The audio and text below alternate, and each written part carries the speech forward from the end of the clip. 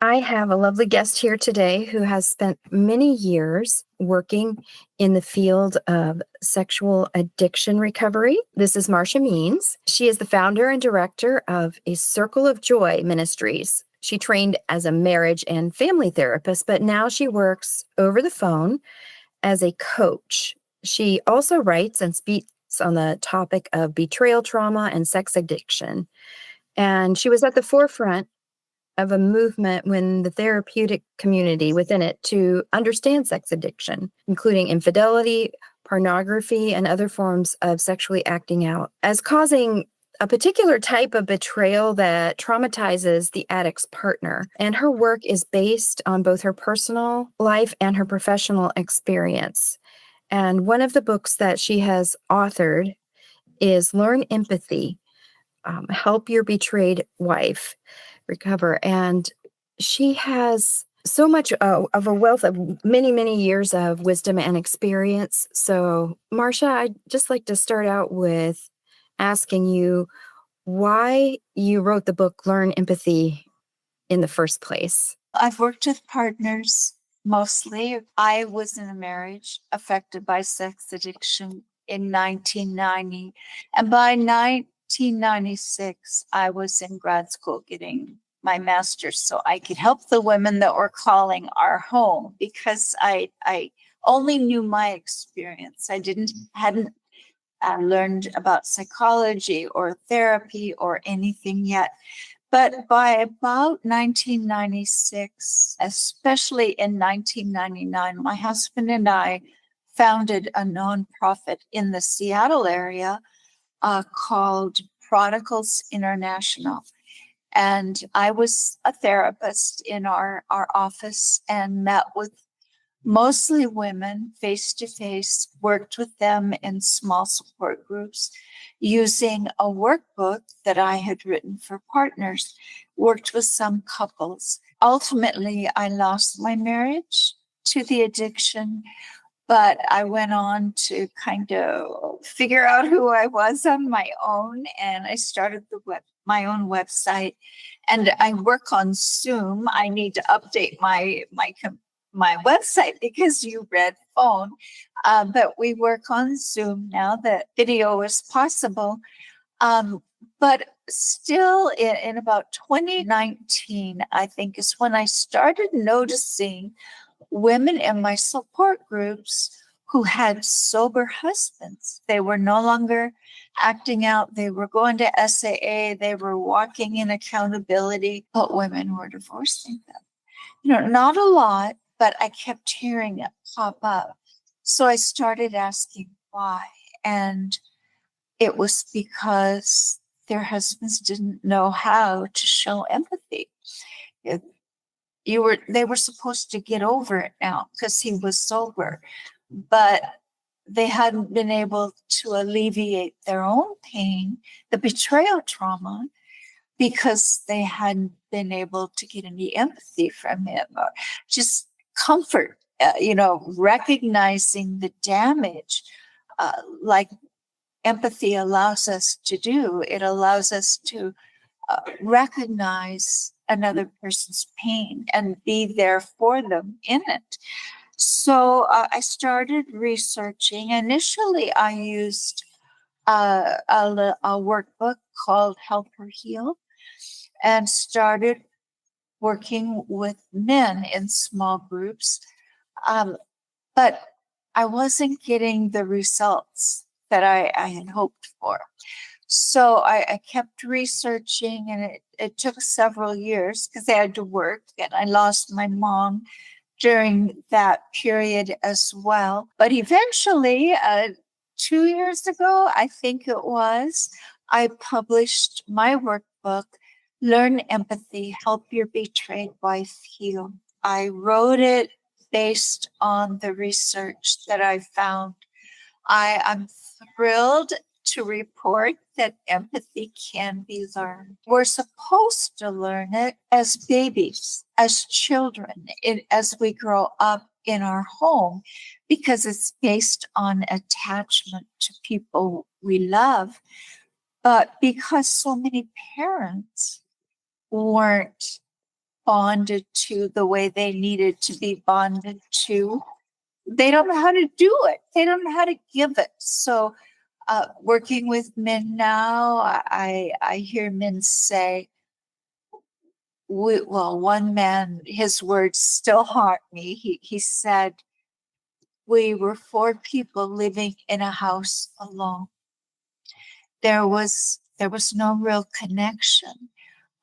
Emotions weren't talked about. They weren't shared. And empathy requires that. It requires that when our child shares emotions, that we're there to listen, we're there to comfort or encourage, to hug. But if we didn't get that kind of parenting, we don't absorb those kinds of skills. I think of empathy. I always think of making pickles. I only made pickles when I was a young bride a long time ago. But I remember you sterilize quart jars, you pack cucumbers in these jars, you boil a brine and you pour it over the cucumbers while it's hot.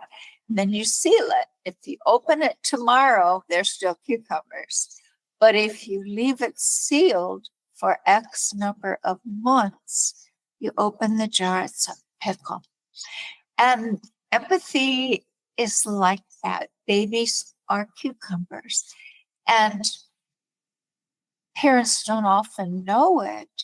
But one of our jobs in raising them is to turn them into empathy pickles. And we do that by modeling empathy with them and with our partner and with the people in our family and our friends. But a huge percentage of people are born into homes where they're pickle makers, because they weren't born into homes that were pickle makers. I was truly blessed. My parents weren't perfect, but boy, did we know they loved us. And we got lots and lots of hugs and kisses, and we were told we were loved. It wasn't perfect, but it was good enough for us to grow up, knowing, all 4 of us, knowing how to attach, to bond. And that attachment is the foundation of empathy, and we can talk about it. That's really beautiful.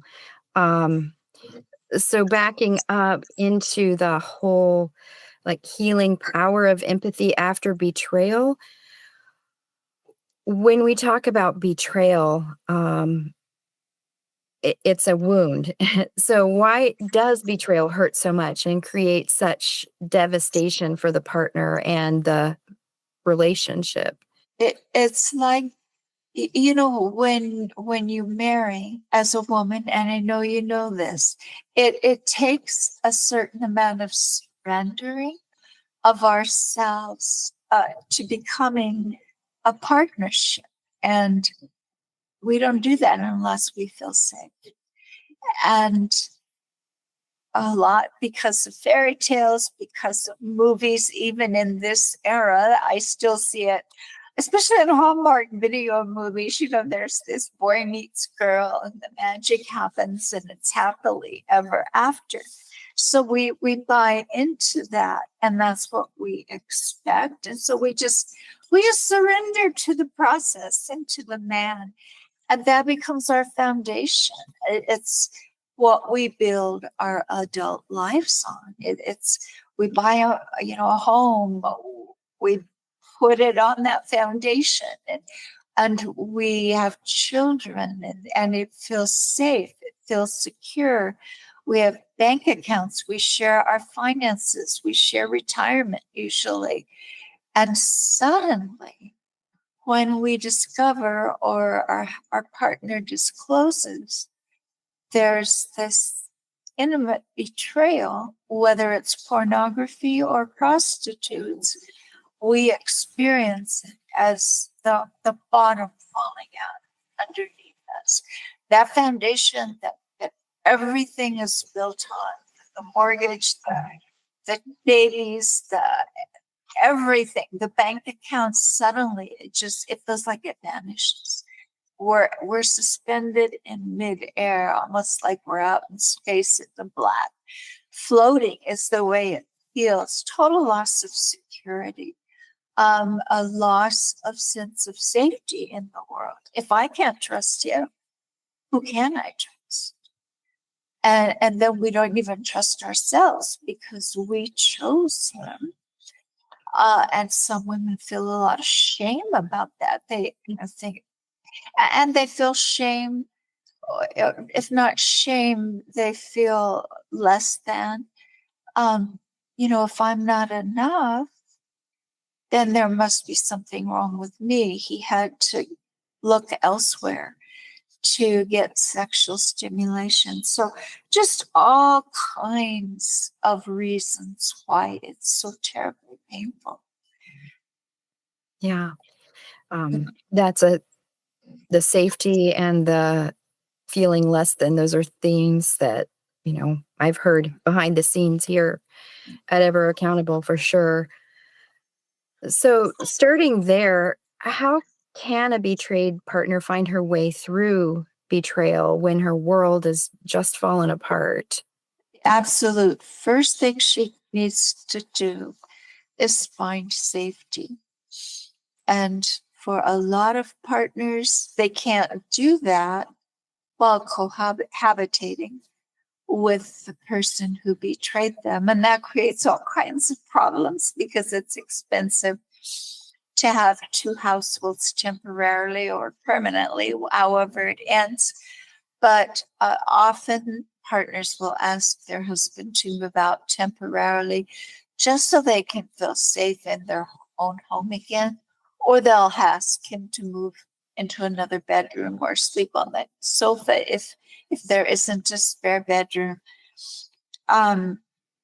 Reestablishing that sense of safety is essential because as long as we don't feel safe, our brain, the trauma response that's going on inside of us is physiological. Our chemicals are being released into our bloodstream that are meant for emergencies to give us a shot of power, energy, to take care of an emergency. They were never designed to be pumped into our system 24/7. And when they are, they're toxic, and the cells get bathed in those chemicals, and it causes, just like a cut causes an inflammatory response. Internally, there's an inflammatory response that gets set off in the body. And if this goes on long enough, if you feel unsafe long enough, it begins to affect your health long term. In the short term, almost every betrayed partner experiences extreme anxiety, often deep depression. Women sometimes get agoraphobic. They just feel so afraid. They're afraid to leave their home. They feel isolated. They don't know who to share it with. Their girlfriends don't understand. They'll often go to someone like a minister or a rabbi or a priest. And way too often they get told this is normal, or you need to give them more sex. More and more education is being provided for leaders so that happens less often than it used to, but it still happens. So women shut down. They don't know who to talk to, and they're afraid to tell their parents. They're afraid their parents will turn on their husband, and they're not sure they want to lose him. They love him, but he's the one that hurt them. So that's what goes on in the body, the loss of safety, that not knowing where to turn. She needs to reestablish safety somehow. Boundaries. Establishing safety requires boundaries. Suddenly, she may not have had any boundaries with him before, and most of us are very good at boundaries unless we've taken a class or had special training in the home. So how to do that and how to do it well is hard. So those are skills, we have to learn. And she needs to find a safe place to talk about it, not just talk about it, because repeating the story ad nauseum won't heal it. It requires a process, like we know that grief has stages and that you have to move through those stages. It's clear when someone dies, we recognize in the beginning it works. I mean, I remember when each of my parents died, you're just completely at a loss, and you move through it and you come out the other side, and you might still tear up when you talk about them, but that horrible agonizing loss isn't with you 24/7. And that's the way it is with betrayal trauma, that horrible agonizing loss and fear and not knowing who to go to, where to turn, or what to do. You don't want to stay stuck there. Remember, those inflammatory chemicals are pouring in, and that's just no way to live. But you need a process, you need a guide who understands how to get through that jungle and get you out to the other side. And so finding that, ideally with a small group of women, I honestly believe, or at least in my experience working for decades now with partners, we heal best with sisters, small groups, so that we can really bond. I ideally I worked with five. I work mostly with men now and couples, but we become mirrors for each other. Like our self-esteem is so damaged by betrayal that we don't know our own value. We don't see ourselves clearly, but the other women in the group see us for who we are. And they reflect that back in the way they treat us, in the things they say. We become sisters, we bond, we love each other. And that alone can be very healing. But doing a process, stepping stones that lead us out of the abyss, doing that with sisters and a guide who's been through it herself, hopefully, so she understands, but she's healed. And she understands that process that moves you out. That's essential. And you become a different person. You actually grow because of the betrayal. It just like all hard experiences in life stretch us. We grow new muscles. This does the same. And we come through it. And when it's fully processed, we know it because it's just a part of our story. It doesn't hurt.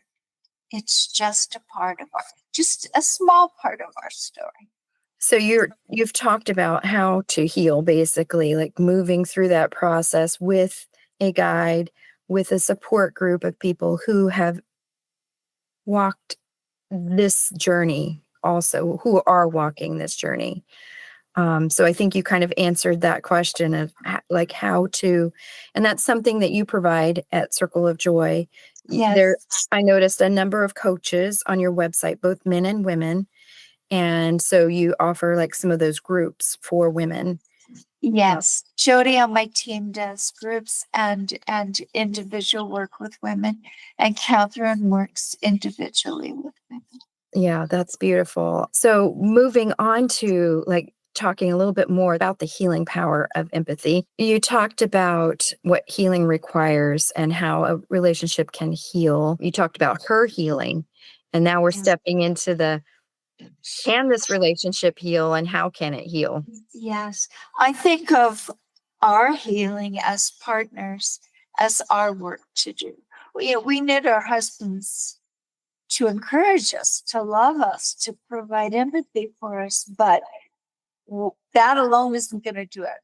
Our work is finding that path and moving through, processing the grief, coming out the other side.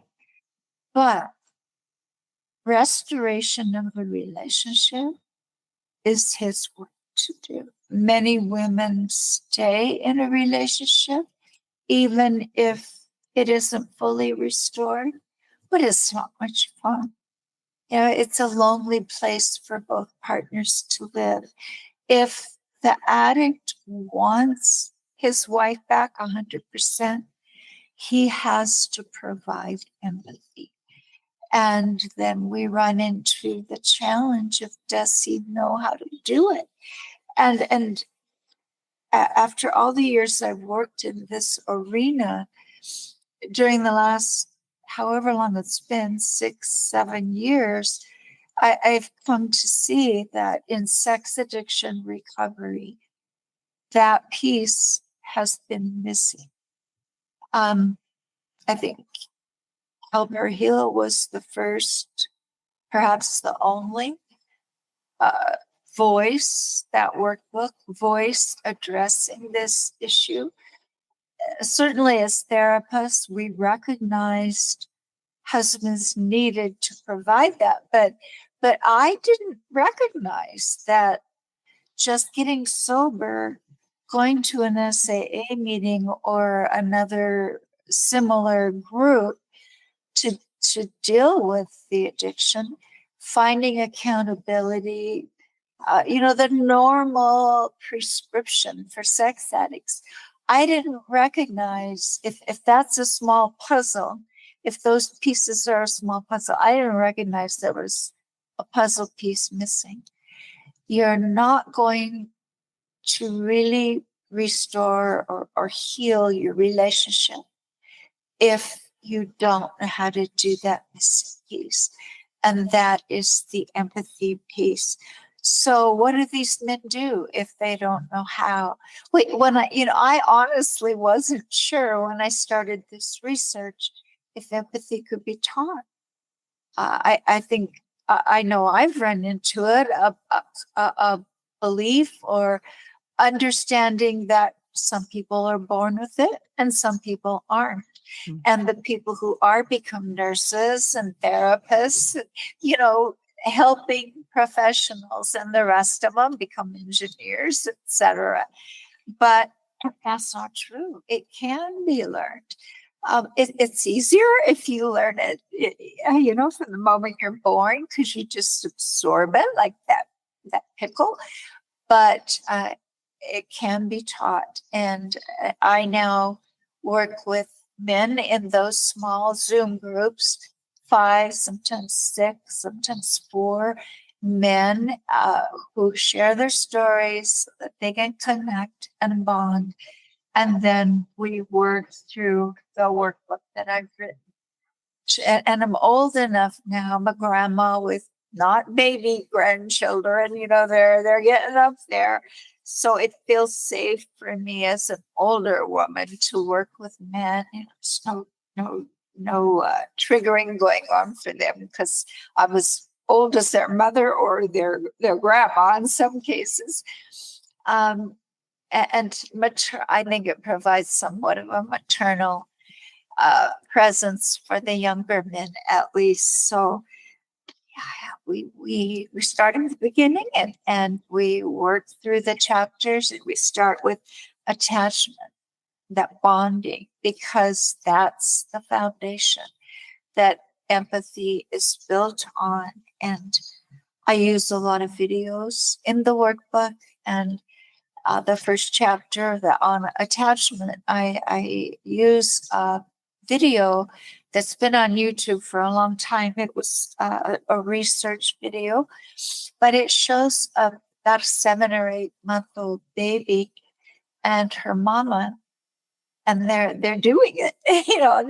They're bonding, and it's then say it's interesting how a man recently said this, how a baby so young knows how to do it, and then get so frustrated and angry and afraid when mama turns away, because in that research, she turns her back and the baby flails and squeals because the attachment's been broken. And that's exactly the way partners feel when they discover, they flail and know their wives are flailing. They hear them yell, they hear them sob. But that shows the men. And I asked in the workbook, do you think you got this? And most of them, well, all of the men I work with say no, they didn't. And so then we do the next chapter, which is about learning to recognize our emotions, because so many boys are told, big boys don't cry, suck it up, be a man. I've watched even relatives tell their 4-year-old, suck it up, be a man. And, now I know how toxic that message is, because that means that boy child is stuffing his emotions, and then they lose track of what's going on inside. And that is essential, that knowing how we're doing and showing up for how another person is doing is an essential part of empathy. It's also an essential part of sobriety, because when we don't know what's going on inside, we recognize, I don't feel good today. Something's off. Or he's feeling tempted, and we treat our pain with something. It might be chocolate. It might be work, or it can be alcohol, or drugs, or sex, or any number of things. But there's nothing at greater risk than an addict who doesn't know what's going on inside, so that he can take care of himself, even when he feels off, because otherwise he's going to try to medicate. And historically, he's done that with porn or some other form of sex and outside the marriage. And he's at risk of shattering his wife all over again and losing his sobriety. Yes, so I'm hearing two things. There's a kind of a buzzword that goes around in therapy circles called reparenting yourself. Yes. And I've actually used that on myself, because there's the scripture that talks to, even in the Old Testament, that says, don't walk in the sins of your fathers. That could also apply to your mothers. But if we don't recognize, so we're being honest, my parents weren't perfect, so I need to reparent myself in a certain way. And it sounds like you're helping men reparent themselves. Yes. And then just that whole lack of empathy, also in Old Testament, I'm bringing this for the believers. We have a beautiful mixed audience of people who are not believers and people who are, but God refers to himself as a mother. He's like, as a mother comforts her children, I will gather you, to Israel that's just been through this extremely, painful circumstances. And God talks about a mother hen gathering chicks under her wings. And he refers to himself with mother comfort. So the whole Jesus and John Wayne kind of mentality, you just have to suck it up. That's not who we see God is. No. When he talks about himself, and even Jesus, I am gentle and lowly in heart. Come to me and find rest. So when I'm hearing that, I'm hearing this beautiful, you're helping men do this. And you're like the mother or grandmother that they needed. Yes, it's fun, really fun work, and the most rewarding work I've ever done. And here's the beautiful thing is these men want help. So Thank you. yes. And that's a part of like the last question you have here is how can a betrayed partner heal if her betrayer isn't interested in recovery and shows no empathy? So that doesn't apply to your clients, but that does apply to some women, sadly, in your circles that you help. I've seen women stay for the sake of the children, or they can't afford to leave, or in some cases, they don't believe they're supposed to leave. The only way we can heal without empathy is the boundaries get a lot more like a partition, down the middle of a room. These women will kind of develop their own lives, and the husbands kind of develop theirs. It's not what either of them want, but they don't know how to find each other, because that until she feels empathy, he's not safe to reconnect with. So there's a certain amount of isolation, two silos under one roof. And oh, but does that get miserable when the kids are gone? It's a very lonely way to do marriage. Other women choose to leave. And I've done surveys on different topics of the population who has followed us over the years. And I did one to determine what women were looking for. I did it as I did the research for empathy. And I think I asked 5 questions, and it was so clear. Some of those surveys are in the first 37 pages of my workbook, Learn Empathy, because I want men to recognize it's not just their wives who are wanting this. I think initially I had 167 responses, and I chose the ones to include in the workbook that were the clearest, so men could really see. And partners said what they needed. They needed empathy. They needed non-defensive communication, which we do in the workbook.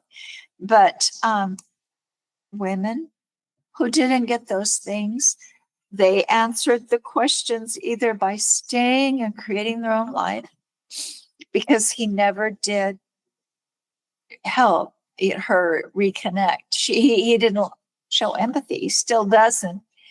Or other women, usually women who had the financial means, would leave because they knew what marriage was supposed to be.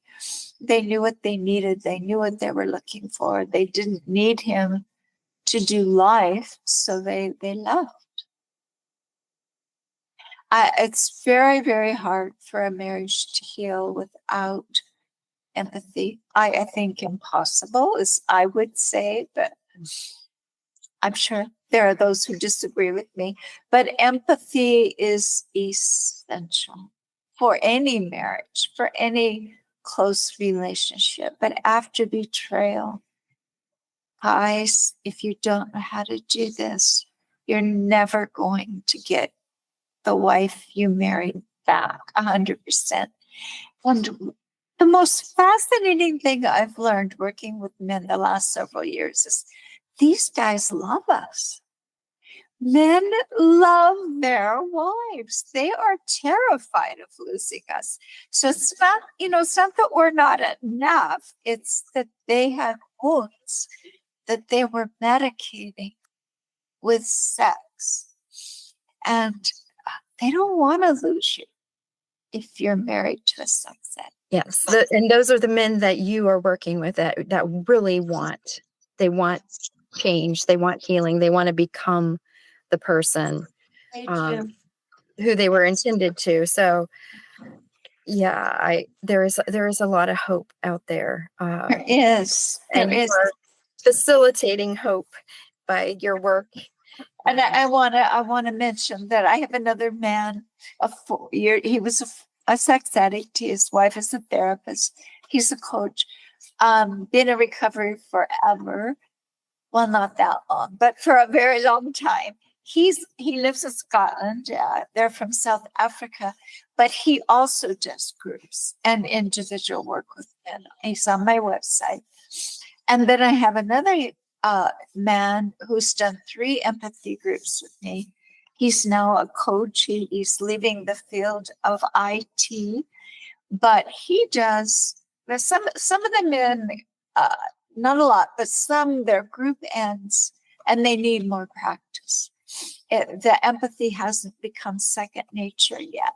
So they started asking, for a practice group. And this man, he's from India. His name is Ajay, but he's doing a practice group now. So some of the men join that after their group ends. I also am very happy to let any man audit a second group with me. They don't have to pay.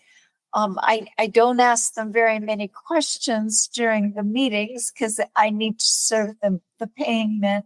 But they're there, they share their story, they connect, and they get an opportunity to hear it again and listen to them in process. So that reinforces what they've learned. So can people find all those resources on your website for each of those groups? Okay. I'll make sure that we list those links and the link to your workbook, especially in our YouTube notes and also on the blog from this event. And thank you so much for helping us talk through this topic. At the end here, if you were to sum up empathy, how would that be? There's a little Brene Brown video on YouTube, and I included in my workbook. A man referred to it last week in a group session. It's a video, and one of the animals is down in the bottom of a hole, hurting. And the video shows you can either holler down in the hole, encouragement, or you can climb down the ladder and sit by, I don't remember if it was Eeyore or who the animals were, but they were humanized. And the one crawled down the ladder and sat down by the other and just was with them in their pain. That is a beautiful picture of empathy.